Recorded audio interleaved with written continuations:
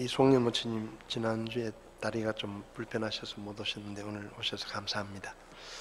또 사원형제도 한동안 발가락을 다쳐서 예배를 못 나왔는데 오늘 또 예배 드릴 수 있어서 하나님 앞에 감사를 드립니다.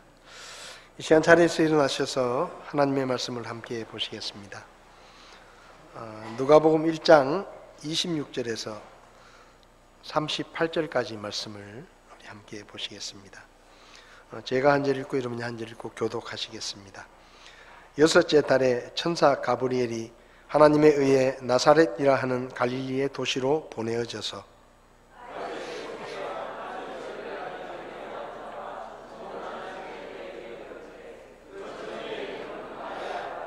그 천사가 들어가 그녀에게 이르러 말하되 크게 호의를 입은 자여 평안할지어다. 주께서 너와 함께 하시니 내가 여자들 가운데 복이 있도다 하며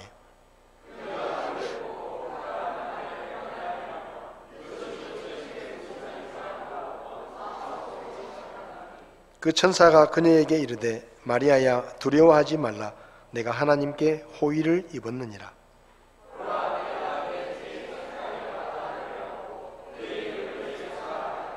그가 크게 되고 가장 높으신 이의 아들이라 불릴 것이요 주 하나님께서 그의 조상 다윗의 왕좌를 그에게 주시리니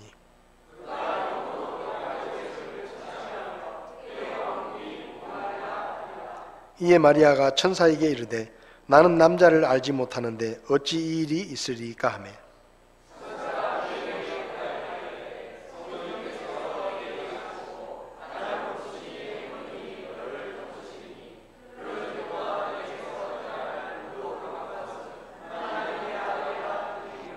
보라 내 사촌 엘리사벳도 늙은 나이에 아들을 수태하였느니라.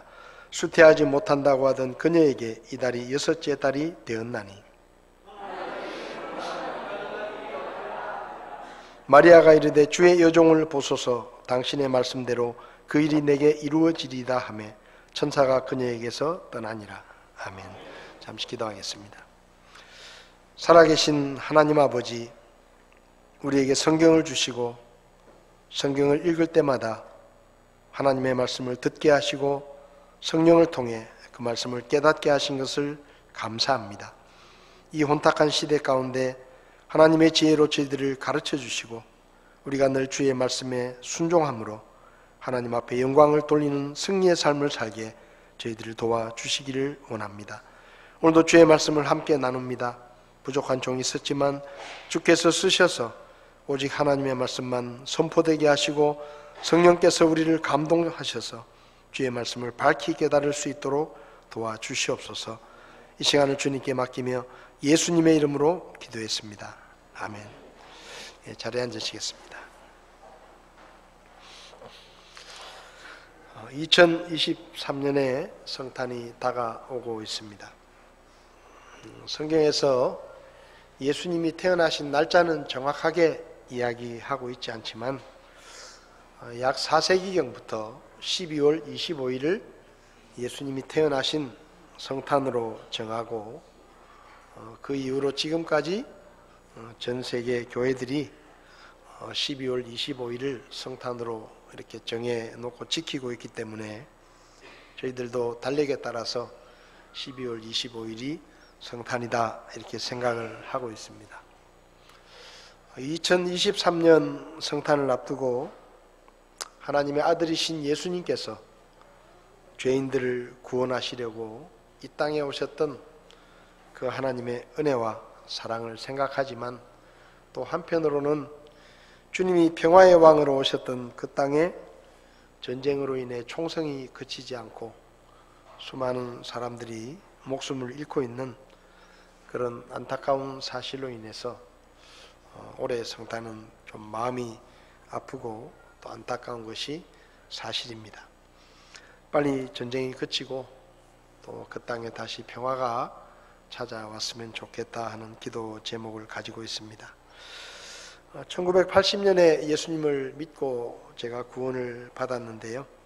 그때부터 성탄의 의미를 생각하면서 그전에도 성탄절이 있었지만 예수님을 믿고 구원받기 전에는 그냥 성탄은 예수님이란 분이 나와 아무 상관이 없는 예수님이란 분이 태어난 그날이다. 그리고 그날은 빨간 날이니까 노는 날이다. 그냥 그렇게 생각을 했었죠. 근데 예수님을 믿고 구원을 받고 난 다음에는 성탄의 의미가 저에게 달라졌습니다. 그리고 나서 세월이 흘렀고 또 2023년에 또 한 번의 성탄을 맞습니다. 처음 제가 구원을 받고 성탄을 맞이할 때는 꽤 분주했습니다. 성탄이 되면 교회 행사도 많고 또 예전에는 성탄절 새벽에 날씨가 추워도 새벽송을 다니면서 성도들의 집집마다 찾아가서 찬양을 부르고 때로는 옆집에서 시끄럽다 야단도 듣기도 하고 그랬지만 어쨌든 젊은 시절에 성탄절은 참 많은 일들이 있었고 또 아주 소란스러웠던 것 같습니다. 근데 세월이 지나면서 이 세상을 보면 성탄의 의미가 점점 왜곡되고 퇴색되어 가고 있다는 생각을 하게 됩니다. 오늘날 많은 사람들에게 성탄절은 빨간 날입니다. 하루를 쉬는 날이고 특히 올해는 월요일이 성탄절이니까 오랜만에 연휴를 즐길 수 있는 그런 쉬는 날 중에 하나라고 생각을 하죠. 또 매년 성탄절이 다가오면 방송국에서는 특별 프로그램을 편성하고 특별한 순서들을 많이 갖습니다. 스튜디오를 화려하게 장식하고 연말 분위기와 함께 아주 즐거운 그런 프로그램들을 많이 하면서 놀고 즐기도록 그렇게 합니다. 또 백화점이나 상가들은 연말 연시와 겹쳐 있는 이 성탄절이 1년에 장사하는 시간 중에서 연말 특수를 볼 수 있는 대목이다 생각을 하고 수많은 상품들을 진열하고 사람들을 관심을 끌기 위해서 화려하게 장식을 하고 사람들의 시선을 끕니다. 소비자의 지갑을 열기 위해서 애를 쓰죠. 젊은 연인들에게는 이 성탄은 사랑을 고백하고 뭔가 좀 특별한 추억을 만들고 싶은 그런 기회일 수도 있고 또 여행을 좋아하는 사람들에게는 오랜만에 여유 있게 여행을 할 수 있는 그런 연휴 중에 하루이기도 합니다. 그렇다면 우리에게는 성탄이 어떤 날인가? 우리가 생각해야 될 것은 성탄의 주인공은 산타크로스나 우리가 아니라 예수님이라는 것입니다. 하나님의 구원자로 이 땅에 찾아오신 예수님이 성탄의 주인공이고 성탄에 가장 관심을 많이 받으셔야 할 분이 바로 예수님이십니다. 저는 2023년 성탄을 앞두고 2023년 성탄에는 마리아가 됩시다. 그런 제목으로 말씀을 드리려고 합니다. 하나님께서 에덴 동산에서 아담과 하와를 만드시고 에덴 동산에 살게 하셨지만 아담과 하와는 하나님의 뜻대로 살지 못하고 하나님이 먹지 말라고 하신 선악을 알게 하는 열매를 먹고 죄를 짓게 되죠. 그리고 그 죄 때문에 죽음에 이르는 존재가 됩니다. 근데 놀라운 것은 하나님께서 아담과 하와가 죄를 지은 직후에 마치 기다렸다는 듯이 아담과 하와와 마귀를 불러놓고 책망을 하시는데 그 책망을 하시는 그 시간에 굉장히 중요한 말씀을 하십니다.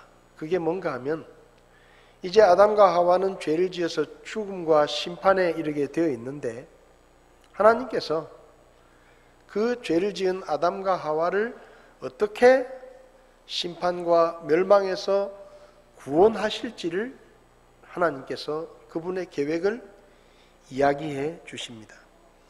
창세기 3장 15절을 보면 하나님께서 마귀를 책망하시면서 이렇게 말씀하십니다. 내가 너로 여자와 원수가 되게 하고 너의 자손을 여자의 자손과 원수가 되게 하겠다. 그리고 여자의 자손은 너의 머리를 상하게 하고 너는 여자의 자손의 발꿈치를 상하게 할 것이다 라고 말씀을 하십니다. 근데 이 말씀에서 우리가 관심을 가져야 되는 것은 하나님께서 아담의 씨라고 하지 않으시고 여자의 씨라고 말씀하셨다는 것입니다. 그러니까 그 이후로 모든 사람은 아담의 씨로 인해서 태어나는데 아담의 씨가 아닌 여자의 씨, 여자의 후손으로 태어나는 그 사람을 통해 내가 너희를 구원하겠다 라고 하나님께서 그분의 계획을 이야기하신 것이죠.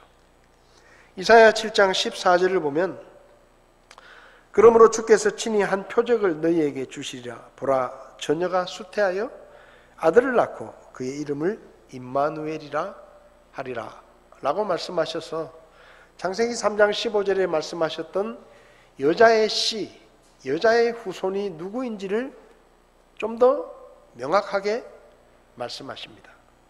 처녀가 임신을 하고 아들을 낳을 텐데 그 아들이 바로 구원자다 라고 말씀하십니다. 하나님께서 구원자를 여자의 후손이다. 그리고 처녀가 임신하여 낳을 아들로 태어나게 하실 것이다 라고 말씀하시며 그 사람이 십자가에 못 박혀 피 흘리심으로 모든 죄인들을 구원하는 구원의 사역을 이루실 것을 말씀하셨습니다. 그렇다면 이 하나님의 구원 계획이 실제로 현실로 이루어지려고 하면 무엇이 필요한가? 첫째는 하나님의 아들이신 예수님의 결심이 필요합니다.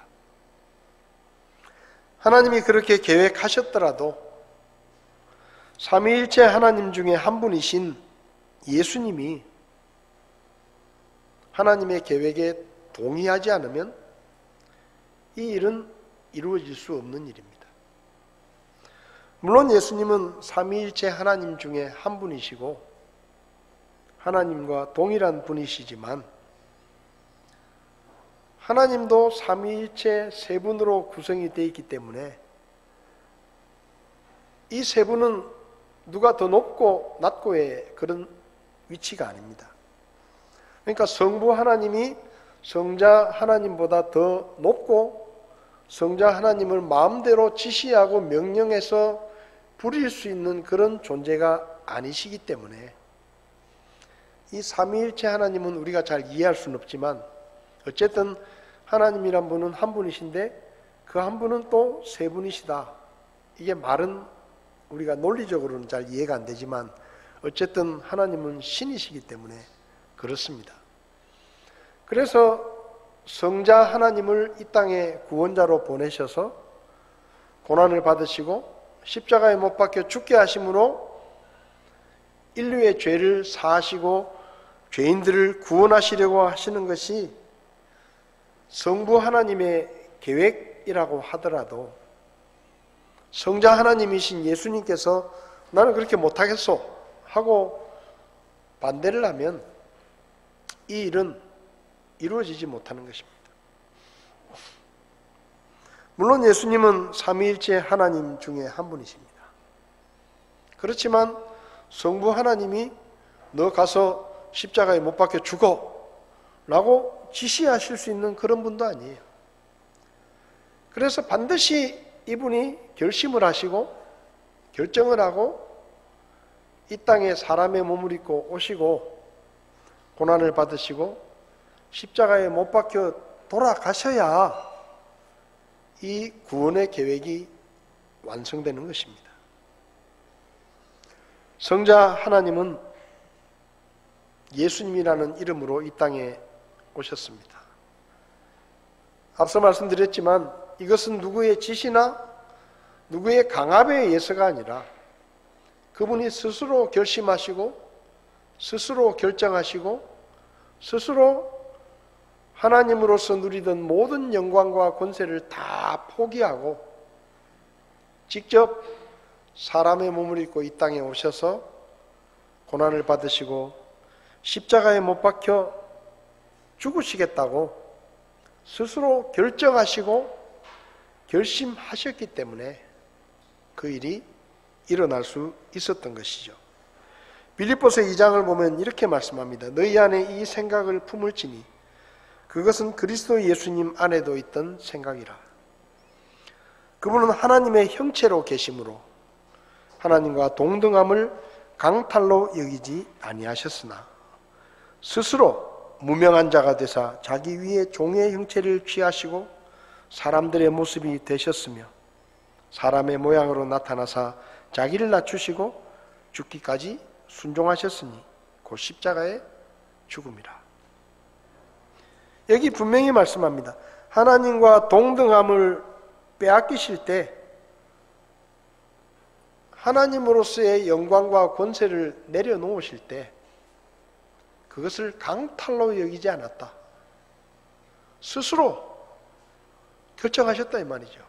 그리고 스스로 무명한 자가 되사 자기 위에 종의 형체를 취하시고 사람들의 모습이 되셨다.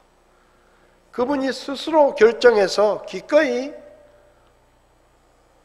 이 낮은 땅에 누추한 사람의 몸을 입고 태어나실 것을 받아들이셨다는 것입니다. 결정하셨다는 것이죠. 자기를 낮추시고, 그러니까 스스로 자기를 낮추신 거예요. 그리고 스스로 죽기까지 순종하셨다. 그러니까 예수님께서 하나님의 아들이시지만 모든 영광과 권세를 내려놓으시고 유대 땅 베들레헴에 사람의 몸을 입고 태어나신 것, 그리고 30년 이상을 평범한 사람으로 사신 것, 그리고 나이 서른에 침례를 받으시고 하나님의 구원자가 되셔서 붙잡히시고 고난을 당하시고 채찍에 맞으시고 십자가에 못 박혀 피 흘려 돌아가시는 그 모든 일들이 성자 하나님이신 예수님의 스스로의 결정과 그분의 결심에 따라서 이루어진 일이다라는 뜻입니다. 그러니까 하나님의 구원 계획은 예수님의 결심과 그분의 희생 때문에 하나님의 구원 계획이 비로소 현실로 성취될 수가 있었다라는 뜻입니다. 그러면 그 다음에 필요한 게 뭘까요? 하나님의 구원 계획을 위해서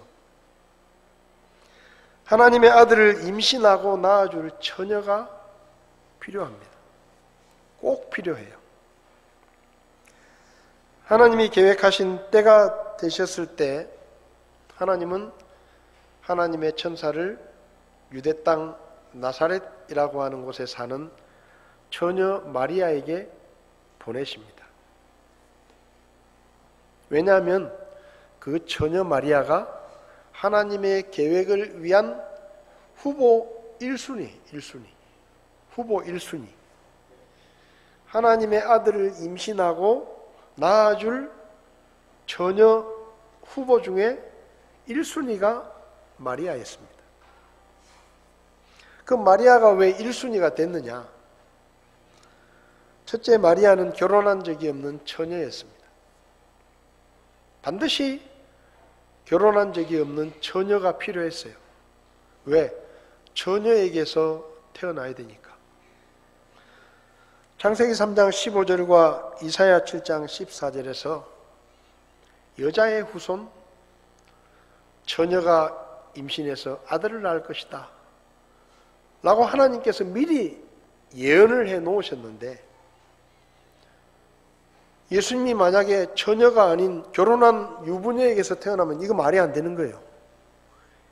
이혼녀에게서 태어나도 안 되는 겁니다. 반드시 결혼한 적이 없는 처녀에게서 태어나야 되는데, 마리아는 누가복음 1장 27절을 보면 다윗의 집에 속한 요셉이라는 이름의 남자와 정혼한 처녀에게 이르렀는데 그 처녀의 이름이 마리아더라. 그러니까 마리아는 처녀였습니다. 남자를 알지 못하는 처녀였기 때문에 후보가 된 거예요. 두 번째로 마리아가 1순위가 된 것은 다윗의 후손인 요셉과 결혼을 약속했기 때문입니다. 이사야 9장 6절부터 보면 이는 한 아기가 우리에게 태어났고 한 아들을 우리에게 주셨는데 그의 어깨에는 정권이 놓이고 그의 이름은 놀라우시니 좋은 자 강하신 하나님 영존하는 아버지 평화의 통치자라 할 것이기 때문이라. 그의 정권과 화평의 번창함이 끝이 없으며 그가 다윗의 왕자와 그의 왕국 위에 군림하여 그것을 정비하고 이제로부터 영원토록 판단의 공의와 정의로 그것을 굳게 세우리라. 하나님이 보내실 구원자가 다윗 왕의 후손으로 태어난다라고 말씀하신 내용이죠. 그런데 누가복음 1장 27절을 보면 다윗의 집에 속한 요셉이라는 이름의 남자와 정혼한 처녀가 마리아였습니다. 마리아가 아이를 낳습니다. 아들을 낳죠. 그러면 그 아들이 마리아 입장에서는 남자와 상관없이 성령으로 잉태돼서 낳은 아이지만 사람들에게는 그 아이는 분명히 다윗의 후손이라고 인정을 받아야 돼요. 그러니까 마리아가 다른 다윗의 자손이 아닌 다른 지파의 남자와 결혼을 하면 이게 안 되는 거예요. 그리고 처녀가 혼자 애를 낳아도 안 되는 거예요. 반드시 그 아이는 태어날 때 다윗의 후손인 아버지가 있어야 되는 거예요. 그런데 마리아라는 이 처녀가 바로 다윗의 후손인 요셉과 결혼을 앞두고 있었기 때문에 이 마리아가 후보 1순위가 된 겁니다. 그 다음에 이 마리아가 후보 1순위가 된 것은 베들레헴이 가까운 곳에 살았기 때문입니다. 예수님의 어머니가 되려고 하면 베들레헴에서 아이를 낳아야 됩니다. 예수님이 베들레헴에서 태어날 것이라고 미가서 5장 2절에 예언이 되어 있었기 때문에 예수님이 베들레헴에서 태어나야 돼요. 그런데 예를 들어서 마리아가 만약에 아시아 사람이다. 그래서 중국에 살고 있다. 그러면은 애를 낳으러 베들레헴에 가야 되는데 만삭의 나이에 베들레헴까지 갈 수가 없어요. 그러니까 어찌됐든 베들레헴에 살든지 아니면은 아기를 낳을 때쯤 베들레헴에 갈 수 있는 가능성이 있는 처녀가 이 후보가 될 수 있는데 이 마리아는 유대 땅 나사렛이라고 하는 동네에 살고 있었습니다. 그리고 신랑이 될 요셉도 그 동네 사람이에요. 나사렛에서 베들레헴까지는 120km 아니면 150km 정도 떨어져 있습니다. 물론 먼 거리죠. 근데 갈 수 있는 거리예요. 갈 수 있는 거리. 만삭의 몸으로 여행을 할 수 있는 정도의 거리에 살고 있었습니다. 그러니까 이 마리아는 최적의 후보입니다. 1순위예요.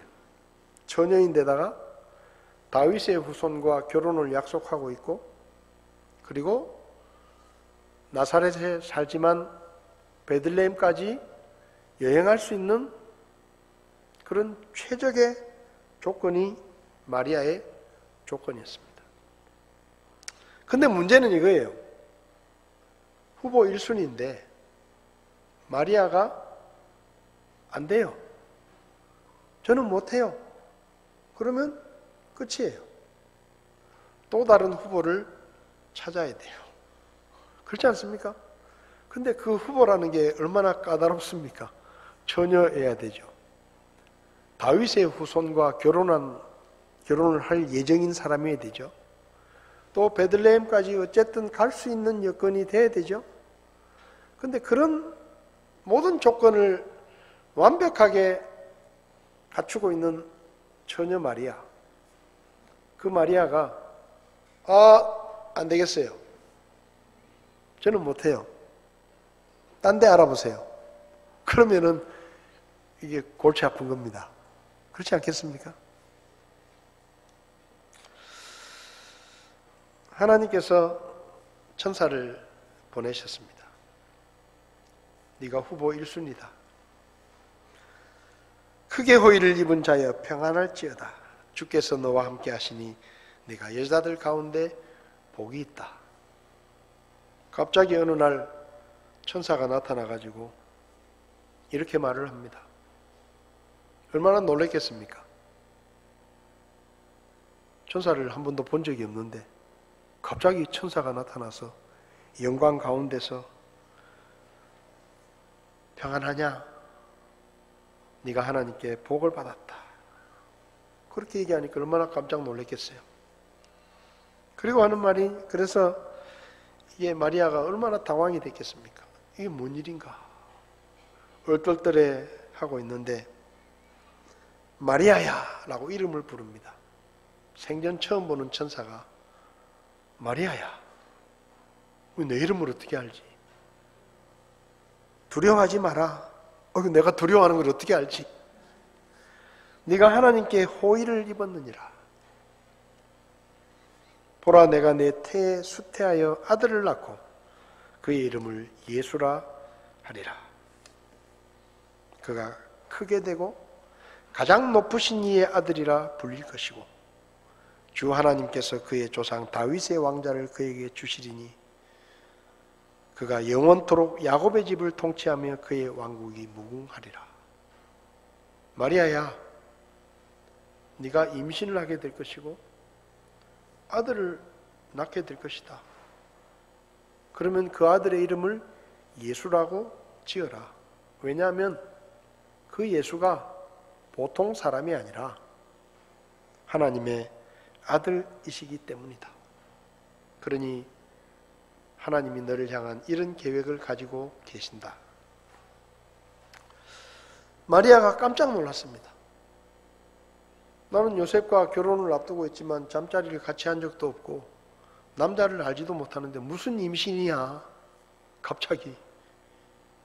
그래서 깜짝 놀라가지고 나는 남자를 알지 못하는데 무슨 임신은 임신입니까? 아들은 또 뭡니까? 그리고 그 아들이 하나님의 아들이 그게 도대체 무슨 말이냐? 말도 안 되는 얘기다. 그때 천사가 말합니다. 하나님은 네가 생각하는 그 불가능한 일들이 얼마든지 하나님은 하실 수 있는 일이다.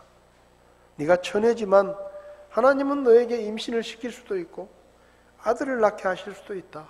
봐라, 네 사촌 엘리사벳이 나이가 늙도록 아기를 갖지 못했는데 지금 임신을 해가지고 6개월이 됐지 않느냐. 이거 하나님이 하신 거다. 하나님이 그렇게 하셨기 때문에 너에게도 너는 이 일이 무슨 일인가 불가능하다고 생각하고 두려워하고 있지만 하나님은 얼마든지 그렇게 하실 수 있는 분이다. 네가 어떻게 하겠느냐? 이 말이에요. 천사가 마리아에게 할 말을 다 했습니다. 하나님의 계획도 구체적으로 자세하게 설명해 주었고 마리아가 이해를 하지 못하자 하나님이 어떻게 행하셨는지도 이야기했고 그 사촌 엘리사벳을 통해서 보여주신 하나님의 능력에 대해서도 다 이야기를 했습니다. 이제 마리아의 결정만 남았습니다. 마리아가 못하겠어요. 안 되겠어요. 그렇게 말하면 끝이에요.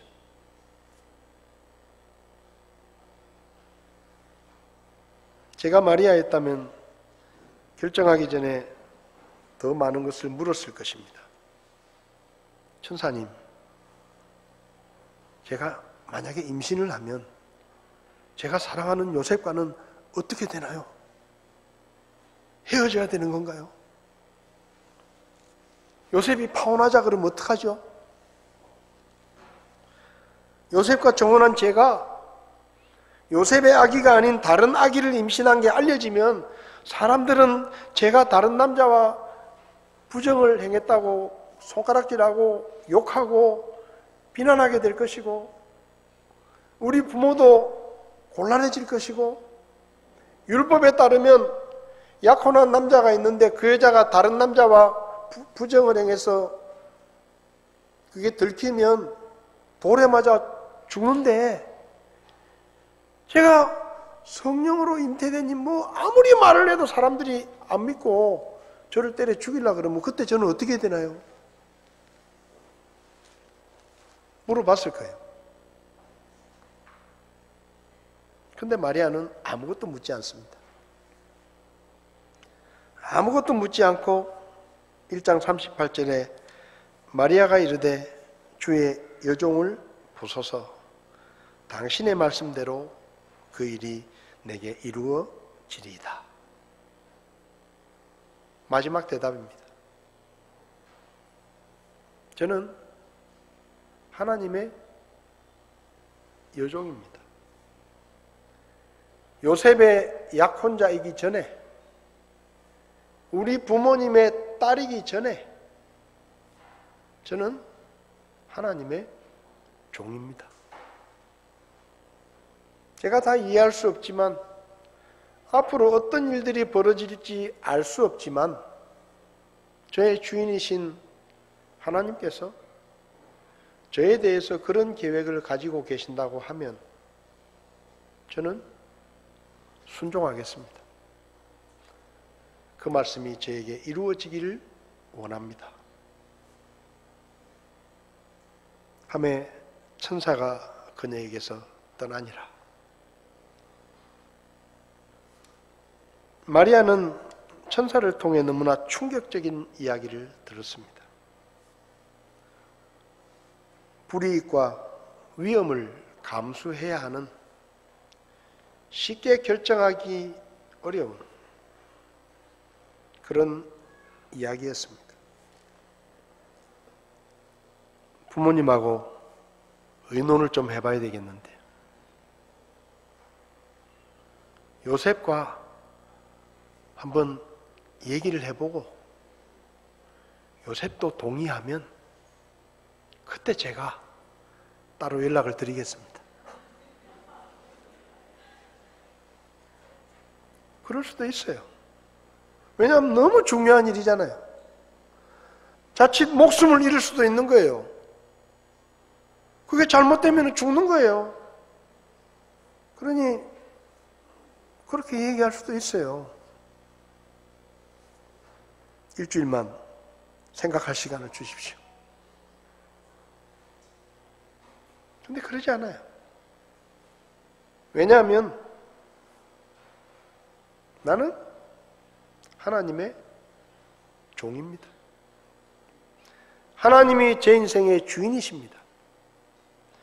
나에게 중요한 것은 요셉보다, 내 부모보다 내가 앞으로 어떻게 되는지에 관한 그런 것들이 아니라 내 삶의 주인이 하나님이시기 때문에 그분의 계획이 내가 받아들이기에는 충격적인 내용이고 어떤 불이익과 손해를 볼 수도 있는 위험한 선택이지만 그것이 내 주인의 뜻이라면 기꺼이 제가 받아들이겠습니다.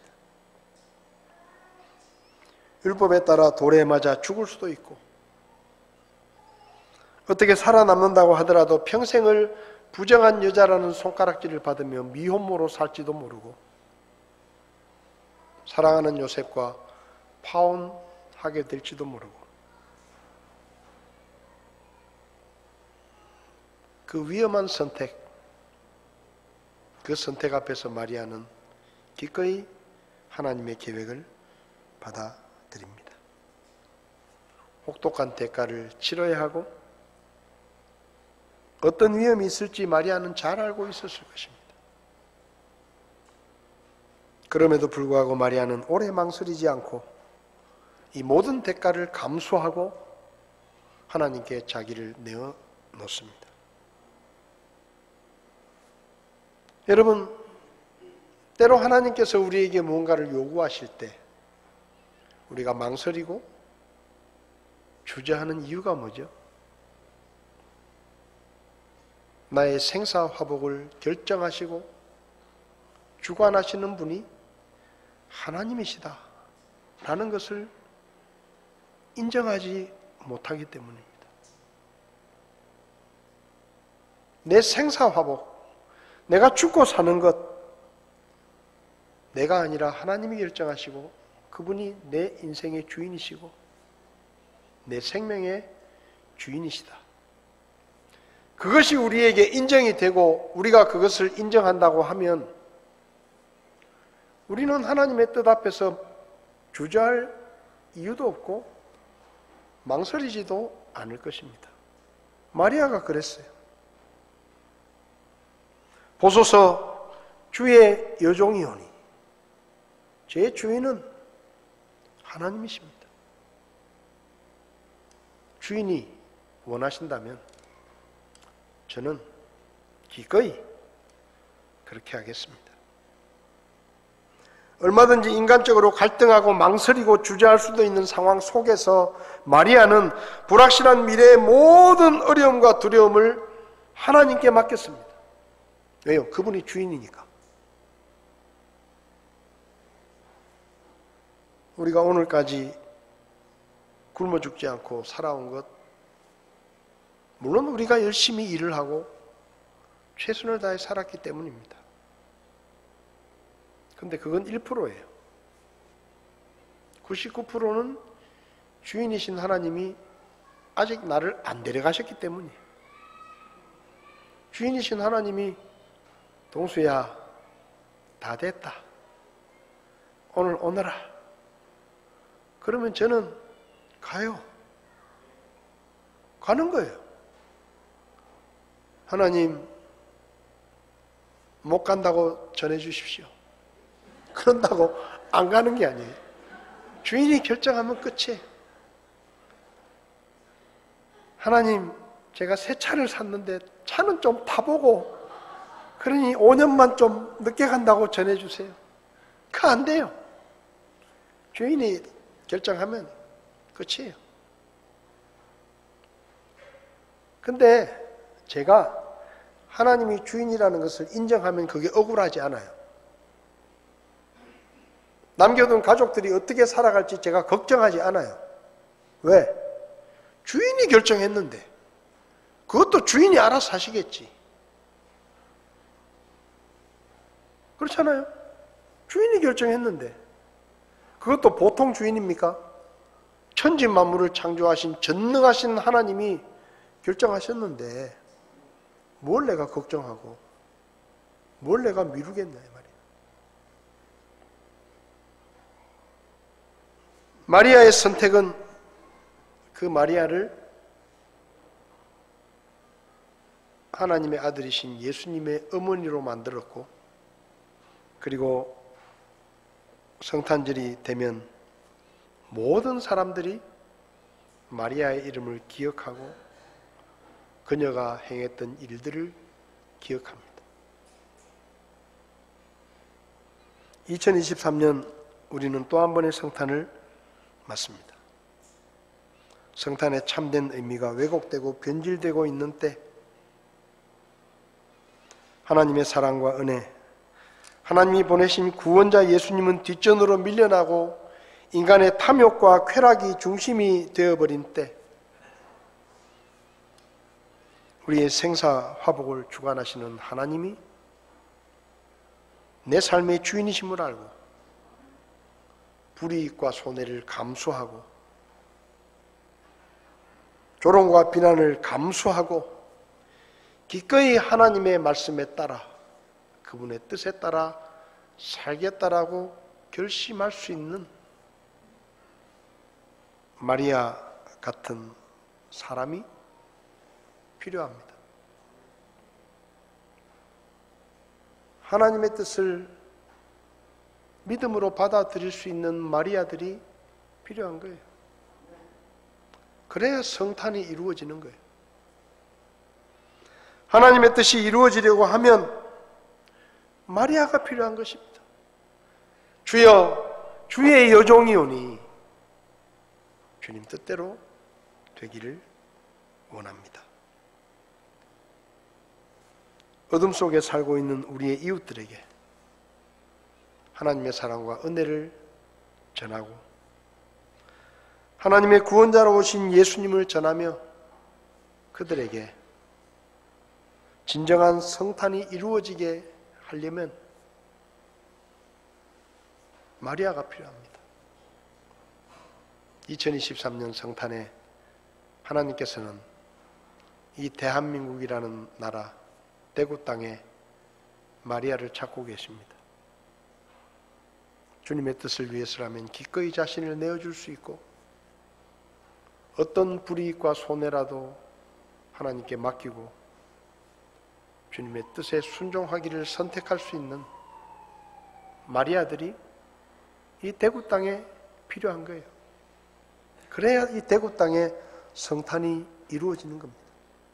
트리를 만들고 불을 밝히고 캐롤을 부르고 장식을 한다고 해서 성탄이 되는 게 아닙니다.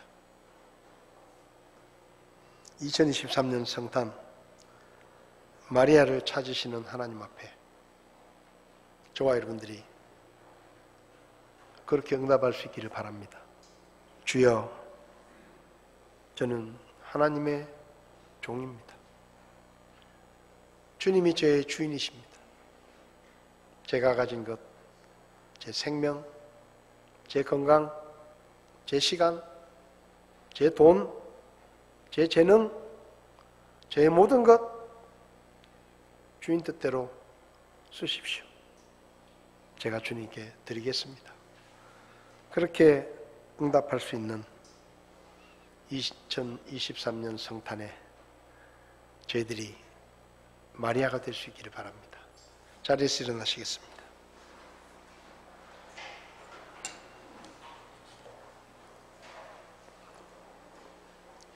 주님, 내가 여기 있사오니 나를 보내소서. 주님, 쟤를 보내세요. 저 집사님을 보내세요. 저는 아직 마리아가 저는 못해요. 우리 옆집에 있는 쟤한테 가세요. 그랬으면 우리는 마리아를 기억하지 못합니다. 주님께서 오늘 우리에게 그분의 뜻을 이야기하시고 그분의 뜻에 순종할 마리아를 찾고 계십니다. 저와 여러분들이 이 찬송으로 고백할 때 마리아의 고백이 우리의 고백이 되고 2023년에 어둠 속에 누군가에게 찾아가 성탄의 빛을 비추고 성탄의 소식을 전하고 성탄의 의미를 깨닫게 해줄 수 있는 그런 마리아들이 교회 문을 나서면서 이 대구 땅이 조금이라도 더 밝아졌으면 좋겠습니다. 잃어버린 영혼들이 주님께로 돌아올 수 있었으면 좋겠습니다.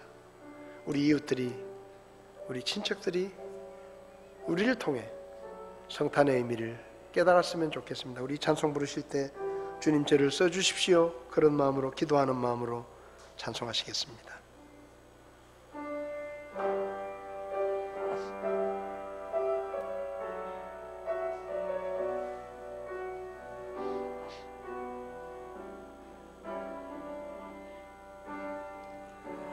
주님, 내가 여기 사오니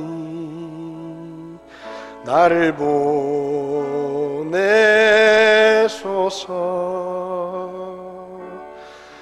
나의 마음 나의 몸 주께 드리오니 주 받으옵소서.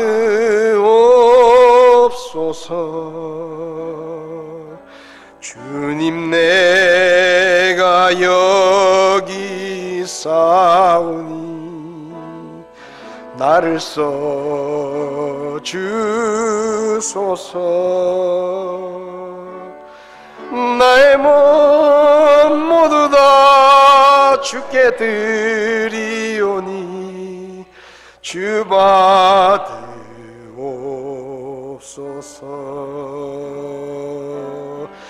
할렐루야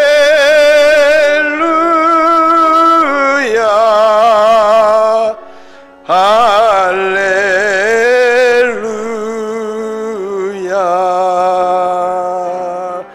할렐루야 할렐루야.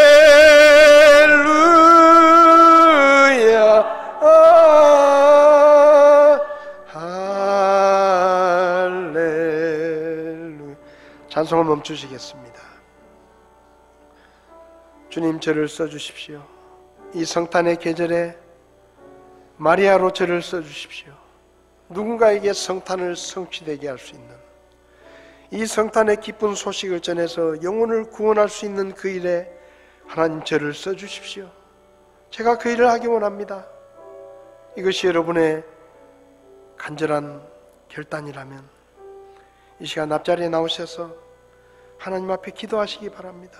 하나님, 저를 써주십시오. 저를 드립니다. 저를 통해 2023년 성탄의 어둠 가운데 살아가는 누군가에게 이 성탄의 빛이 비치고 구원의 역사가 일어나고 성탄의 복음이 전해지고 그런 일이 이루어지기를 원합니다. 저를 써주십시오.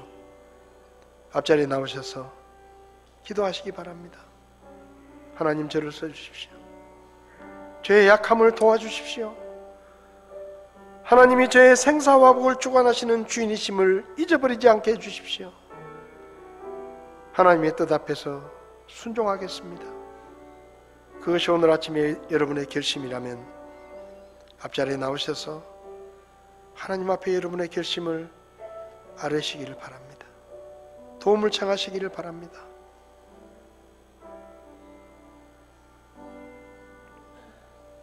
이 시간 다 자리에 앉으셔서 기도하시겠습니다. 하나님께 기도하십시오. 하나님, 2023년에 내가 누군가에게 성탄을 이루어 줄 수 있는 마리아가 되기를 원합니다. 저희를 써주십시오. 이 성탄의 계절에 성탄의 복음을 전할 수 있는 그 일에 저를 써주십시오.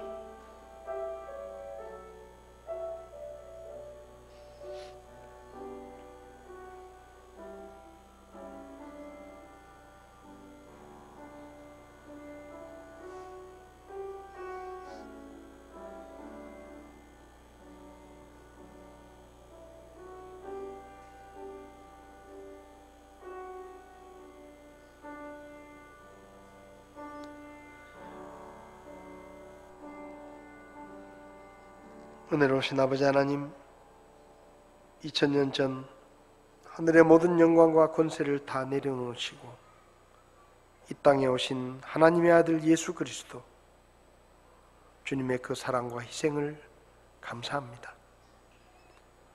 처녀 마리아가 자신의 몸을 하나님께 내어드렸을 때 주의 성탄이 이루어질 수 있었음을 저희가 들었습니다. 2023년 저희를 주님께 드립니다. 주님께서 저희를 써주시고 저희를 마리아로 써주셔서 우리를 통해 누군가에게 이 복음이 전해지게 하시고 예수 그리스도의 성탄이 구원의 역사로 일어날 수 있도록 하나님께서 저희들을 써주시옵소서. 아직도 믿지 않는 이웃들이 많습니다. 친척들, 친구들, 그들에게 이 성탄의 계절에 성탄의 복음을 전할 수 있는 전도자로 저희들이 쓰임받기를 원합니다. 저희들을 써 주시옵소서. 예수님의 이름으로 기도했습니다. 아멘. 예배를 마치겠습니다.